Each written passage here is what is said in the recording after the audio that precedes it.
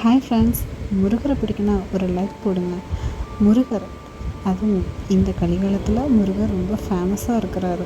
எல்லாருக்கும் எல்லா வீட்லேயும் முருகர் இல்லாமல் இல்லவே இல்லை. அவரோட வழிபாடு இல்லாமல் எங்கேயுமே கிடையாது. எல்லார் வீட்லேயும் பார்த்திங்கன்னா இப்போ வேல்மாறல் பார்த்திங்கன்னா நான் என்னையை பொறுத்த மட்டும் நான் செவ்வாய்க்கிழமை எப்பவுமே வேல்மாறல் படிக்கிறது உண்டு. மீதி டேஸில் பார்த்திங்கன்னா வேல்மாறலை நான் டிவியில் போடுறது உண்டு.